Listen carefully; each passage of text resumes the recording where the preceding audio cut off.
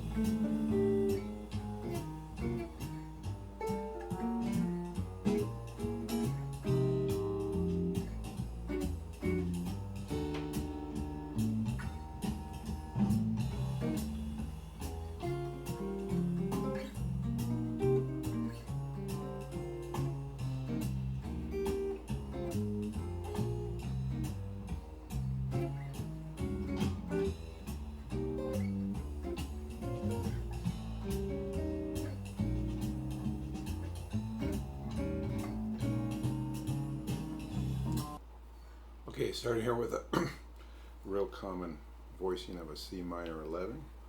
If you played a bar chord C minor 7 like this, you're just playing the middle four strings and you're lifting this finger and you're getting the 11th right there. So for all the D flat major 7s, I'm thinking of them as a Lydian, or basically a sharp 11. So what I'm doing is getting the sharp 11 right here. You may have played a bar chord D flat major 7 like this. What you do is you just lower the 5th down to the sharp 11th.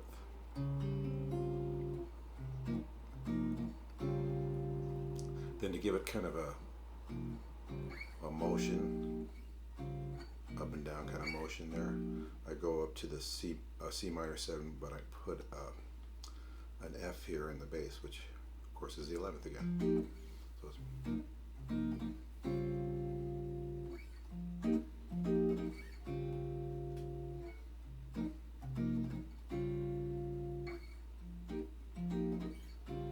I'm using that same chord I used on the C minor 7, but I'm starting here on of course, on the E flat, moving it up to the E.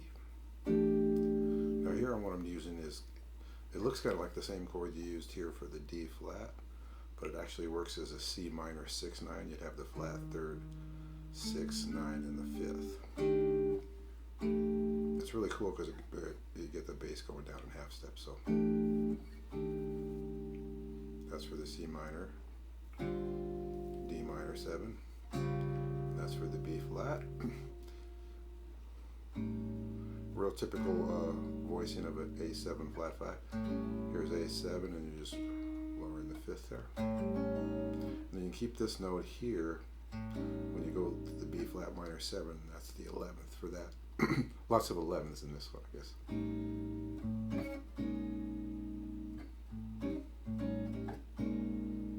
I'll go ahead and play through the whole first A section.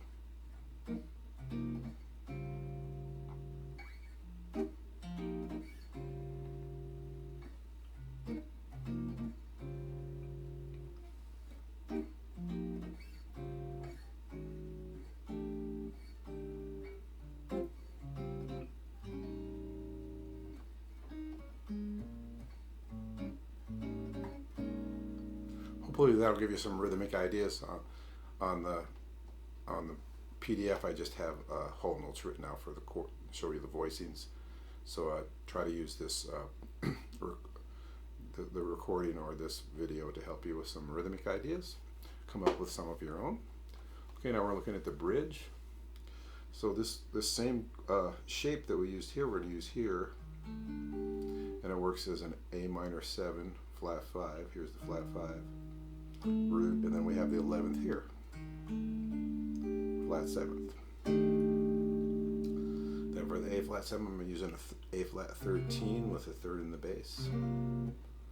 See, so you got the 3rd, flat 7th, 9th, 13th. Real typical voicing of a G minor 9, root, flat 3rd, flat 7th, 9th. Now you keep the first finger where it is, go down to a G flat 9. Okay, then F minor 9. Now this is looks like an E9, but it actually works as the B7 with the altered notes, because you have the flat 5th, flat 7th, 3rd, and then the raised 5th. And then for the D flat, D over E flat. Here's the E flat. Just, you probably played a D chord like this before, just put the E flat here. In some ways you can think of it as almost like a polychord with an E flat, with a D chord and an E flat chord. So you can go ahead and use this note if you want.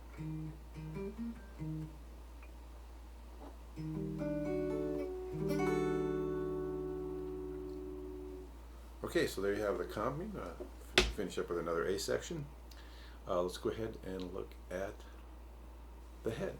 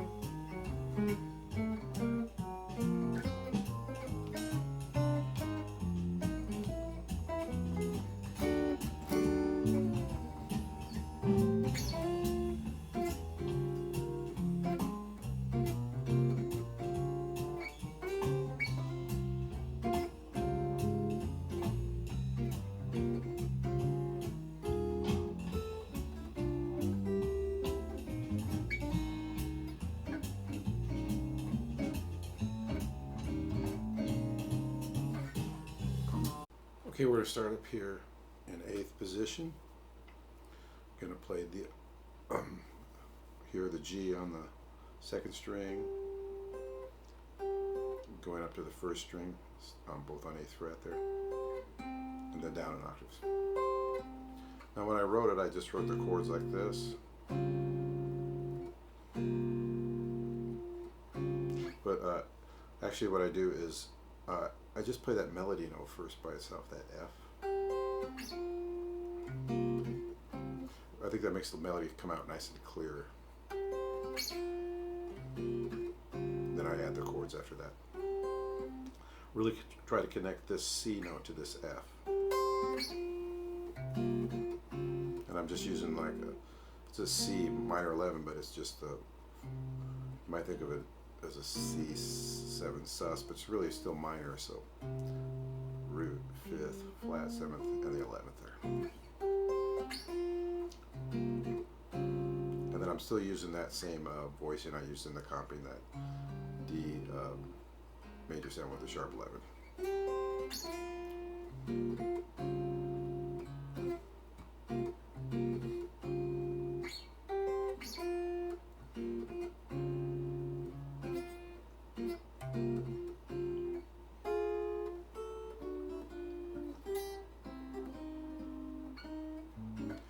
it's not really a D major chord, but that D major shape kind of works there.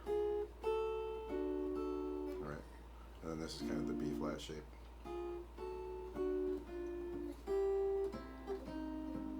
The upper voicings of those chords make up those triads.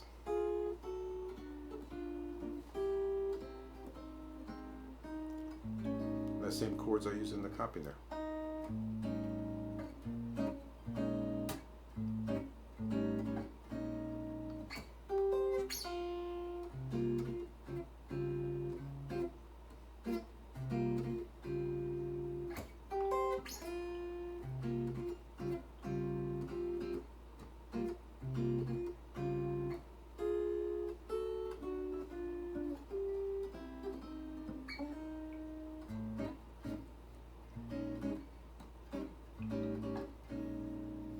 Okay, the bridge I just play straight, just straight melody notes. Starting here in third position.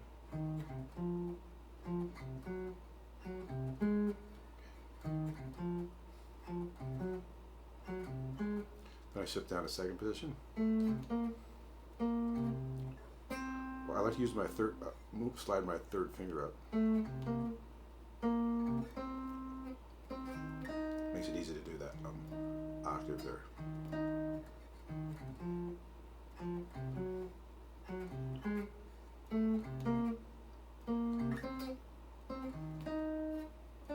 Staying here in third position. And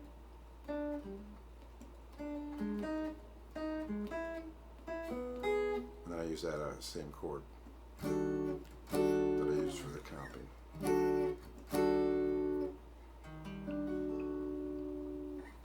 Play that bridge one more time.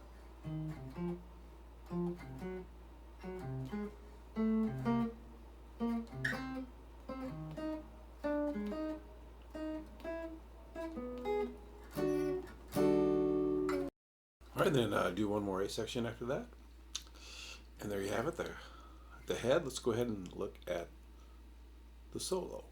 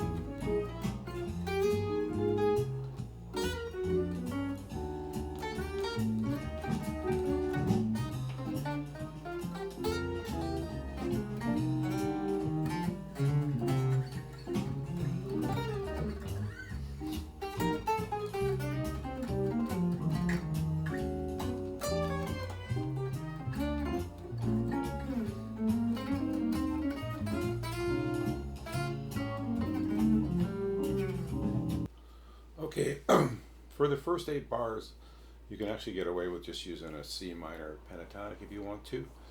I noticed that on the recording, Wayne Shorter does do a lot of that. Also, you can kind of think of it as a C, if you're really into scales, especially a C Phrygian to a D flat Lydian. Basically an A flat scale. Both those are part of the modes of an A flat. So make sure when you do that though that you do kind of target chord tones. Okay, so starting here on the C minor 7, just doing the 3rd to the root. You can think of this as a sharp 11 to the 5th, 7, 9, another sharp 11, 13, 5, okay? It's almost an A flat major 9 arpeggio kind of used over the D flat major 7 sharp 11. So it's kind of this shape, right? So here I'm going from the 5th up to the flat 7th, chromatically. Back to the 5th, 3, 3, and that 3 is also the 9th of the D flat major 7, 7, 5, 6, sharp 11.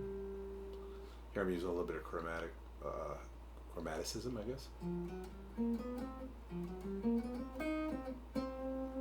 Okay, starting here on the 11th up to the 5th, and the flat 7th up to the root.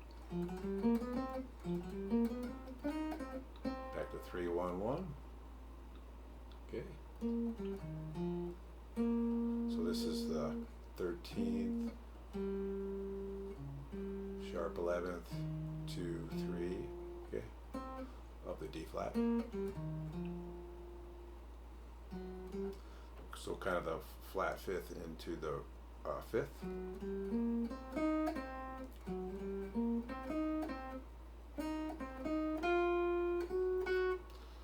Okay, 9, 7, 9, 3. Then I'm doing the flat 3rd of the E flat, right?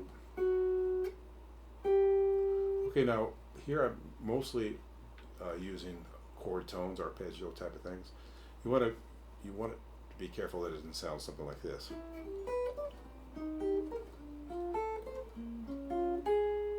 So you want to try to take these chord tones and come up with clever ways to make it sound musical. So here what I did was an enclosure of the 3rd and the E minor.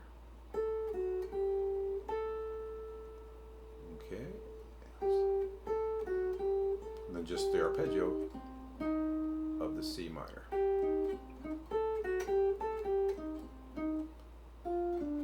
Here I'm doing the flat 3rd root, 9th, flat 3rd. And then just 3, 1, 3 on the B flat.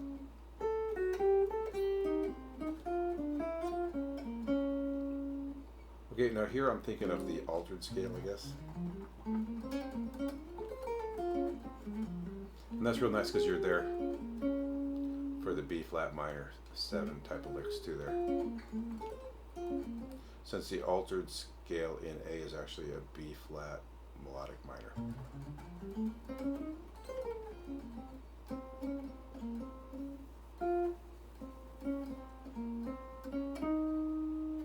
Okay, so that's just your altered scale. And just an arpeggio on the B flat. And another altered scale type lick here on the A again. And then just 3, 1 on the B flat. Okay, let's move on to the bridge. Okay, starting here on the bridge, I'm just using kind of you might think of this voicing of the A minor 7 flat 5, 3 flat 5, 4, 3. Now on all these On this dominant chord, at least, I'm thinking of the Lydian dominant.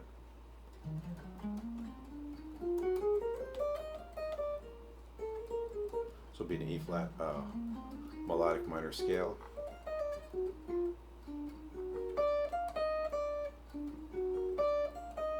Really fits that chord perfectly.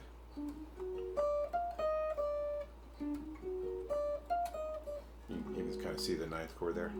And then that's the sharp 11. So remember, Lydian dominant is just like a dominant scale with the fourth sharped or the 11th sharped. Okay, G minor 7. 3, 1, 4, 3, 1, 2, 3, 4, 5. You can just think of it as a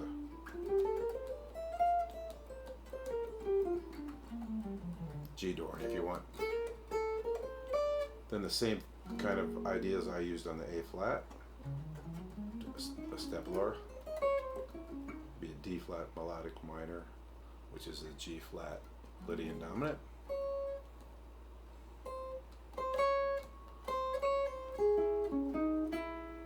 Okay, and then F minor. So both these are basically just moving down.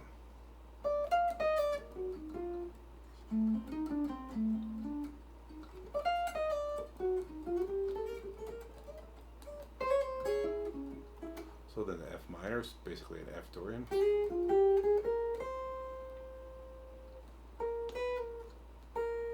Here you can think of using this melodic minor, see? Which is the altered scale of B flat.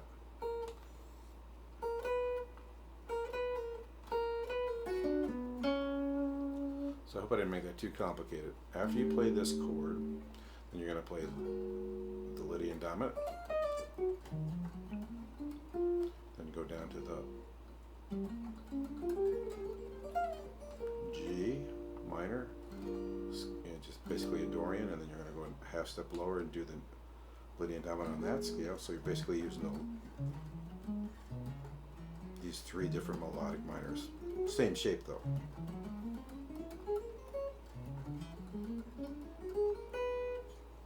Okay, cool. And then on the D flat to E flat, I just like to use those two triads. Try to mix those two triads up, the D triad and the E flat.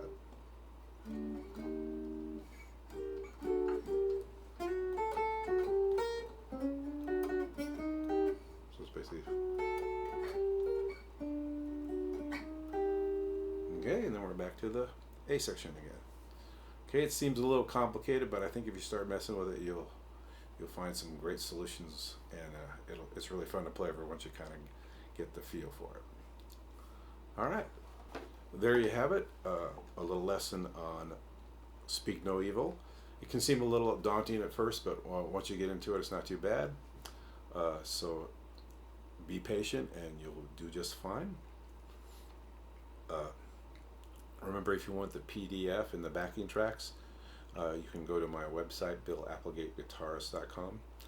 I also did a full performance of this for the lesson, which I will put up in the corner here, so you can use that. You go to that too and watch that if you like to.